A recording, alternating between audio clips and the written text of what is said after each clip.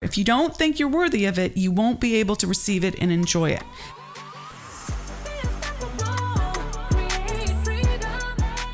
Before we dive into our content today, I want to let you know about the 2021 Spirit of Wealth Mastermind and Masterclass.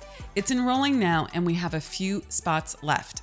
If you're ready to quantum leap your income and make 2021 your best year yet, I would love to see you there. Go to theunstoppablewoman.com/spirit to find out about the program.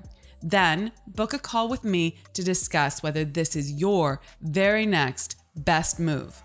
Time is of the essence and 2021 is right around the corner. So let's do this now.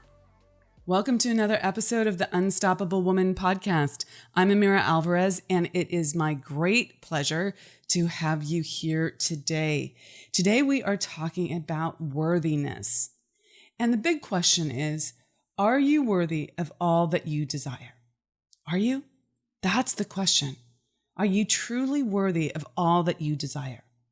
This is the question that is often there underneath the surface, but not consciously heard. You're not conceiving your world, how you're showing up, what you're thinking as asking this question, but it is what's at the core of much of what's holding you back from the levels of success that you desire.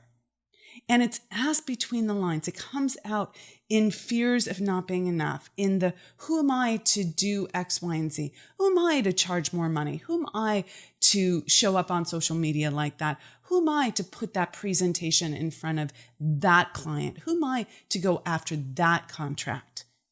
And it's a good question. Who are you? Have you proven your value? Have you proven your worth? Are you worthy? Are you worthy? An example of this in a subtle way is when people speak to me about their business plan. We're having a conversation, we're looking at their business model, and we start the evaluation. We start tweaking a little bit here, a little bit there, all these different ways that are necessary to scale their business. Scaling your business does not come from staying the same, does not come from doing things in a status quo kind of way. You have to look at what you have and make conscious choices about what's going to move the needle for you. And oftentimes I look at the 3 ways to make more money. Actually, I look at this every time, not most of the time, but all the time. There are 3 ways to make more money in your business. I'm going to just share them for you. It's not a secret, but most people make it much more complicated than it needs to be. And the 3 ways are: you raise your prices, you sell more widgets, right? You sell more of what you already have, or you add a new channel of income to your existing business, or as an adjacent channel to your current business. Those are the 3 ways. Everything, whether you're Oprah, Richard Branson, Beyonce, whoever you are in whatever industry you're in, those are the 3 ways. Those are the 3 ways. So let's take that first way. Charging more for what you do, whether you are a contractor, you have contracts out there, whether you are in business working for someone else, like getting a higher pay raise, what you have to receive more for what you're already doing. You must raise your price. And this sounds fairly easy, right? Okay, just raise your prices. If I want to double my income, why don't I just double my rate? If I want to 5 times my income, why don't I just 5 times my rate? The math is easy. It's not complicated. We live in an easy and abundant universe. There's nothing complicated about it, but we get in our own way. And this is a clear place that is challenging for people, because people don't always feel worthy of that higher fee, of that higher income. They have the question, who am I to do this? I haven't already performed at that level. I haven't proven that I'm worth receiving more. And yet, that's the rub, right? That's the chicken and the egg situation. You must raise your fees to gain the experience of working at that new level. right? You can't get the experience of working at that new level and prove your value at that new level until you actually raise your fees. You must raise your fees. Yet having not done it yet, all your fears of criticism, judgment, public failure come out. Same thing with hiring team. This ends up being a worthiness and identity, self-image issue. People don't see themselves as worthy of having a stellar support team. They have been in the supporting role for so long. Even powerhouse women who have been running a business for years. I've worked with so many women who have stayed plateauing at the same level because they're stuck in a role of saving other people, of taking care of other people, of being the responsible one. So they don't see themselves as worthy of receiving the support. They have a self-image of being someone who gives the support. Now, of course, you have multiple roles and you have multiple hats. But if you cannot see yourself as being worthy of receiving the support that you desire, you are going to constantly have team issues. And the crazy around team is huge. I've been behind the scenes with so many women in business, and they're trying to save their employees and putting up with people coming in drunk or people stealing proprietary information or leaving with passwords to websites and not giving them, and all sorts of other things too. Not showing up to work on time, simple things. And you think, of course, why would you allow for that? Like, why is this acceptable? Because it's not. Consciously, it's not. Consciously, you are someone who says, of course, that's not acceptable. Of course. And yet when you're in it, if you have a self-image that says you are not worthy of receiving stellar support, of being surrounded by excellent people, or you only are worthy of lower level people because you have a savior complex, right? And you must show up to save other people, or that's been your role, and you only know that you're valued because you save other people. That's going to become very complicated and very hard to shift. Okay, so this is a huge situation. These are just a couple examples in business. So you got to ask yourself that question. Let's go back to it. Are you worthy of all that you desire? And of course you are. Of course you are. On a spiritual plane.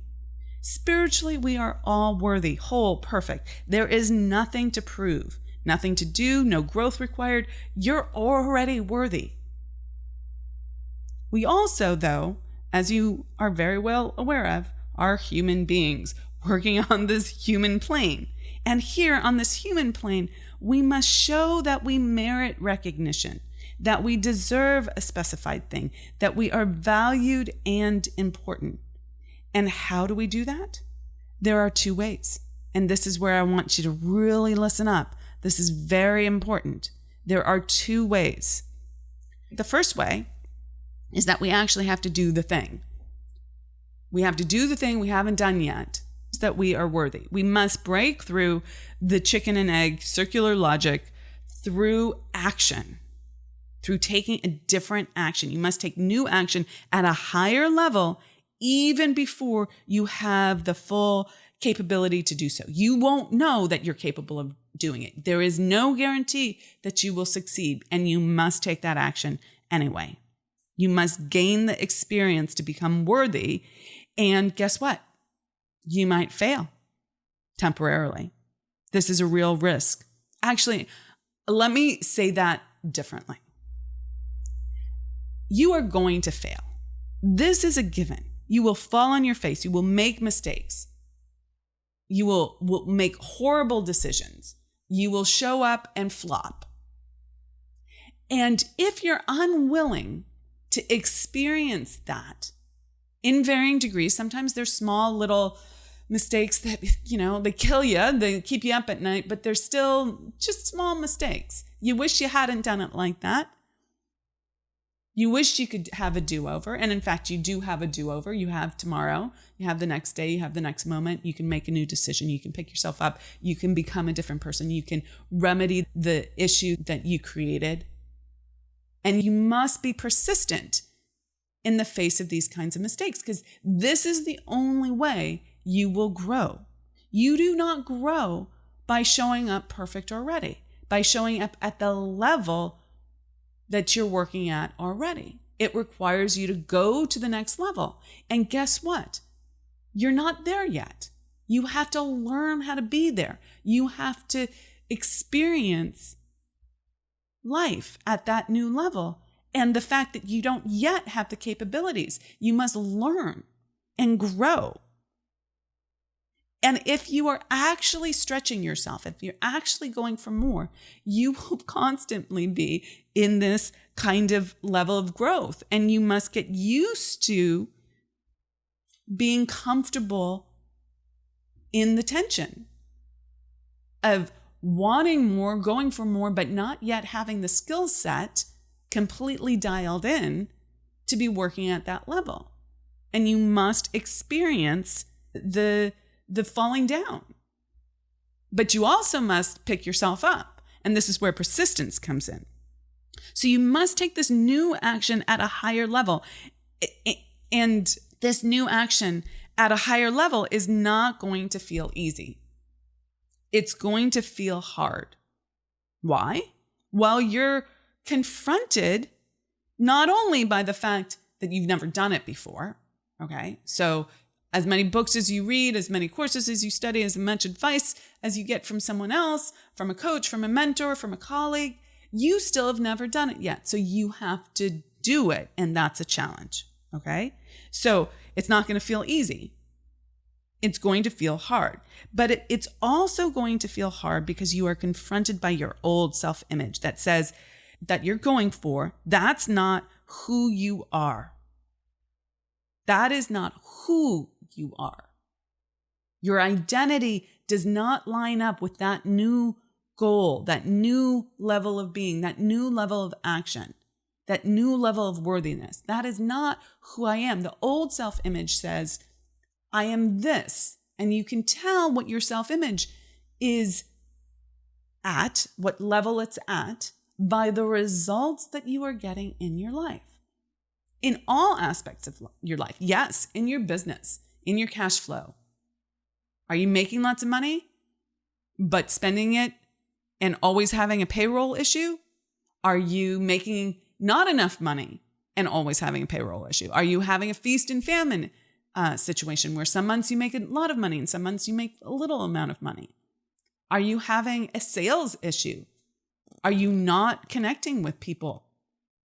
Are you not doing your outreach? Are you having a visibility issue? You're great at executing whatever your business is, but you're terrible at marketing it. You're terrible at the visibility. So you don't have the clients coming in. These are all results.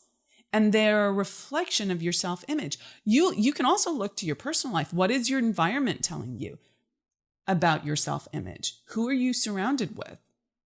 The people, the places, the things, whether it's in your business or your personal life. That's going to tell you exactly how you see yourself. Not consciously. Consciously, you see yourself as someone who deserves these things.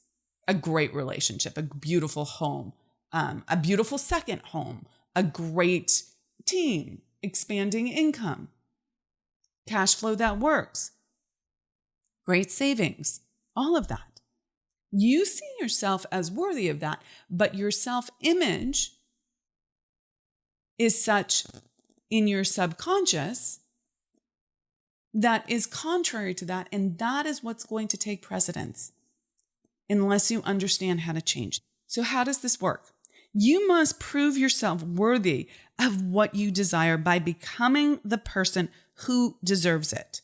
And you don't do that by staying the same. Staying the same, not actually becoming more and saying you deserve more. Guess what that's called? That's called entitlement. Ugh. And yet I see it all the time. I see it all the time. I want this, but I'm not willing to do the work to get there. But I deserve it. No, I'm sorry you don't. I'm sorry you don't. I have incredible compassion for how challenging it is to break through. on the action side and on the self-image side, but you haven't proven that you are worthy of that which you desire. Now, of course, on the spiritual plane, everyone is worthy. And yet here, this 3D world on planet Earth, in this experience that you're having as a human being, that is called entitlement. Stop that. Don't be that person. And let me tell you, I had to face this myself over and over and over again. And I pay so close attention to this. Is this that I'm feeling, this little irritation, this little resentment, this perspective that I'm having, this, oh my God, they're doing this to me, blame, blame, blame. Now, I don't go there very often, but when I do, I'm on hyper alert. What is this actually calling forward in me? Because I take 100% personal responsibility for my life. That is a sign that I haven't grown to a level that deserves that which I desire. I must grow. It's a sign of entitlement. And I watch for it like a hawk because I'm not willing, one, to stop growing, two, to not have what I want. And I know the creative process. I know how to create all the goals that I desire, but it requires stepping out of entitlement and really stepping into the next level of who you're being. So let's talk about that. Okay. I want to say one more thing first. Little segue here. Don't misunderstand me about this new action piece, that it's going to be a challenge and freak out that it's going to be all struggle and no fun and monkey on your back and grind it out and all that. Yes, there is going to be work. Okay. There is, you have to put in the work. There's no way around that, but change your attitude. Become someone who loves the work. That is one way out of the struggle for sure. And I'm saying here, the work that you put in doesn't have to be a struggle. And it doesn't have to be a struggle. Let me say that actually slightly differently with a nuance here. It doesn't have to be struggle for the sake of struggling to become worthy of all that you deserve. No. Okay. You don't have to struggle for the sake of struggling. There's a whole zeitgeist mindset that many of us were brought up with that says you have to struggle for everything that you deserve. Otherwise, you're not worthy of it. Now, putting the work in, earning it, yes. Struggling, no. No. Struggle, and that struggle can be addictive and can simply be playing out a self-image of someone who never gets ahead and can be a real trap. That said, by definition, there's always going to be tension in the growth. You must use the law of sacrifice to let go of those character traits, those behavior patterns, those ways of being that keep you in the struggle. And you must grow beyond it. This is your more life directive. This is what it's saying. It's saying you must grow. It is through your growth that you become more and then deserve more. But many people are too afraid of change, too afraid to make a mistake, too afraid to stake a claim that says, if I want more, I must become more, and to do the work, right? Because nothing changes without the action. And the fear of the pain of the journey stops the majority of people in their tracks. You must be courageous. This is a question of being courageous at every decision point and taking the new action so that you're working at a higher level and are worthy of all that comes at that level.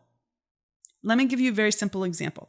You want to hire someone. Maybe it's a team member, maybe it's a coach. You know you need to do this. It's a requirement for you to scale to the next level.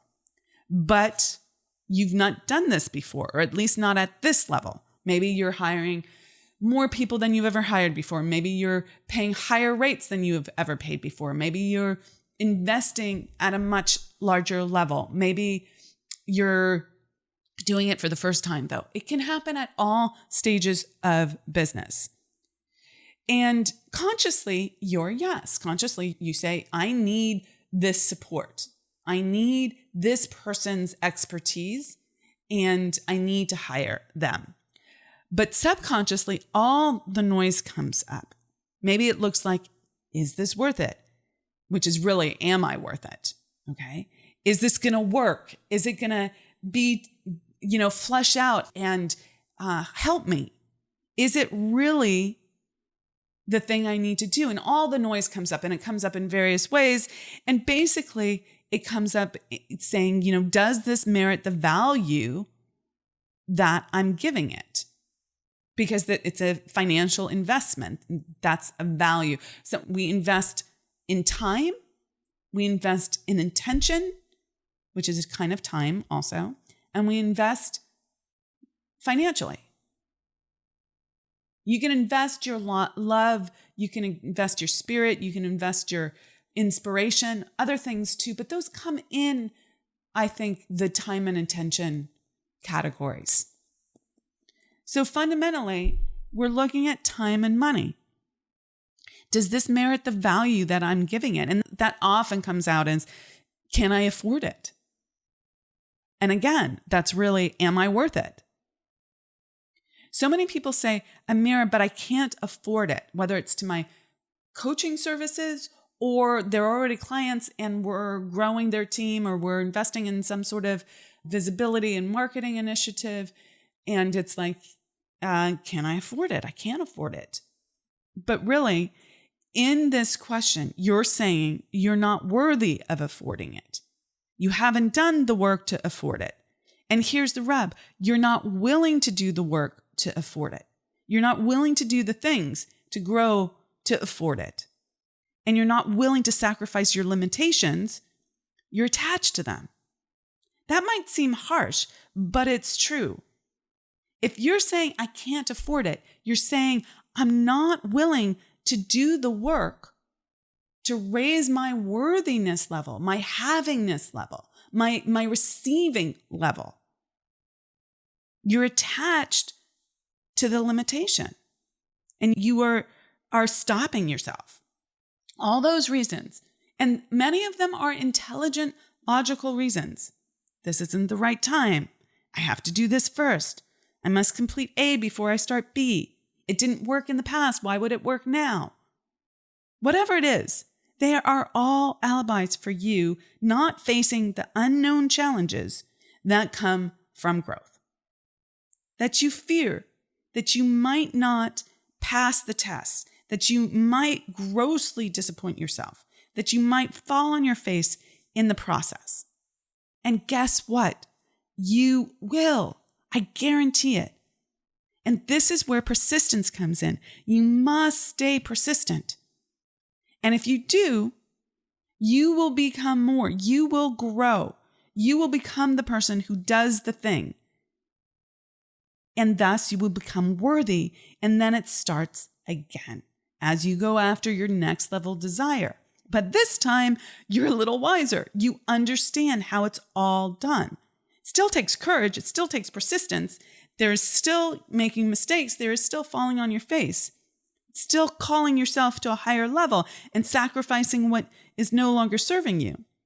It still takes being 100% honest about exactly where you are and who you're being, where you're stopping, where you're playing small, where you're self-sabotaging.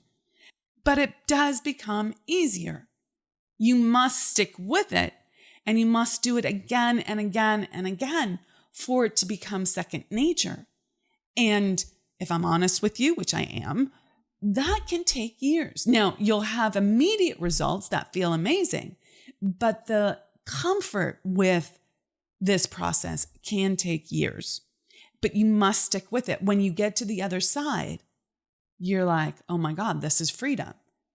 I can do anything. I understand the methodology. I understand how to raise my worthiness level and receive whatever it is I want to receive.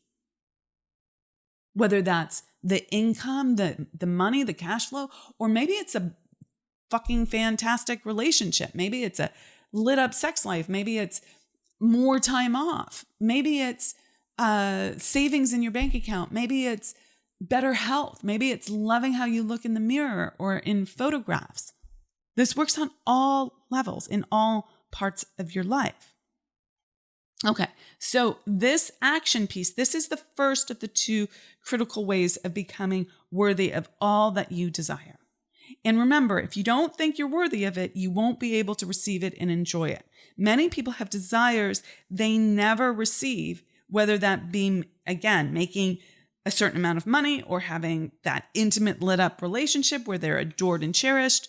They want it, but they don't create it for themselves because they're not willing to do the worthiness work, the work required to value themselves enough that this is their new standard. Now let's go to the second very critical way that we become worthy of what we desire when we haven't yet done the thing required to be valued at that level, to be worthy. This is the chicken and egg dilemma. So the first way was to take the action despite the fear. This requires the courage and is messy, but is 100% required. The second way, also messy, also required, is to change your self-image, who you see yourself to be. So again, many of you have heard me describe how the subconscious mind works and how our cybernetic mechanism works, but I'm going to share again on this because some people are hearing it for the first time. And quite frankly, you cannot hear it enough. You cannot hear it enough. In fact, if you could hear it every single day, it would serve you well because it would keep you aware of exactly what's happening unconsciously with you. So we have a self-image. We have a set of beliefs about who we are and how the world works that live in our subconscious mind. The who we are beliefs are our self-image. They are our identity. It's how we know that we are ourselves. It is our litmus test for being us. This is me. And it lives as an image in your subconscious mind. And your subconscious mind has one job, and it is to keep you alive. It does not want you to die. And it is scanning the world to see if you are experiencing things that are new, because anything new that you do is a potential risk of death because you have not survived that already in the past. So when you are going for more, when you're saying, I really want to hire that team person, I really want to hire that coach, I really want to raise my income level, I really want to start this new channel of business, I really want to start this business, I really want to go for this new position, I want to work at the C level now, I don't want to be just a manager. Not that that's a bad thing. Maybe you're starting off in the mailroom and you want to be a manager, right? But you have a next level goal. You want something. Yet your self-image says that you don't belong there. That is not who you are. And you have not done it yet. You have not survived that experience yet. So your subconscious mind is going to challenge any action and any thought that might lead you to achieving that next level goal. This is why the action part becomes a bit of a challenge, because you have to break through your old self-image. You have to do something that is bigger than how you've seen yourself before. Now, we can make this easier by doing the work to change your self-image directly. We change it through taking new action. Absolutely, 100%. Huge, incredible way to change your self-image. And you can take the action faster if you work specifically on changing your self-image. And you must work both sides, the action side and the self-image side. This is how you make it easier, not easy, but easier and faster. And this is something that I help my clients with. And in particular, we do this in the Spirit of Wealth Mastermind and Masterclass, which if you're interested in, please book a consultation with me. You can do that at theunstoppablewoman.com/next level. And we can talk about this. This program starts off with how to set your goals and how to align your self-image with those goals. And then I teach you how to change your self-image so that you set yourself up for success, so that action becomes easier because it's aligned with a new image of who you are. So that new image is bigger, is larger, and it allows you to go for more without your subconscious stopping you. So if that's something that you're interested in, now is the time to reach out to me. So book that consult. We'll have a quick conversation about where you're at and whether this is the right fit for you. And if it is, super excited. The program starts in 2021, January. So again, the wrap-up summary here is, in order to be worthy of more and not be in a state of entitlement, you must actually raise your level. Start working at a higher level. That's complicated, that's challenging, and you must step into that level by doing two things: taking different action, doing the same thing again and again and again. It's not going to get you to that next level. You must take bold, courageous action, okay, which might, in fact, be booking a consult with me. I'm not that scary. I'm actually quite a lovely person, in case you're scared to talk to me. I really love talking to my audience and my community and the women who are resonating with this stuff. I really want to help you. I really want to help you get to that next level. So anyways, remember, two things: action and self-image. So you need to take that bold, new, courageous action. You need to work at a higher level, and you must change your self-image. And, in another episode, we are going to cover environment. There's one more thing I want to say before we actually wrap up this episode. And that is that environment is so key to changing your worthiness level, your havingness level. And we're going to talk about that in an upcoming episode on environment and worthiness, and how your environment reflects back to you, your self-image and your worthiness level and your havingness level, and how you can use environment to set yourself up for different results. So pay attention to that when that episode drops. Listen in to that teaching, and let's set you up for the next level of success for you.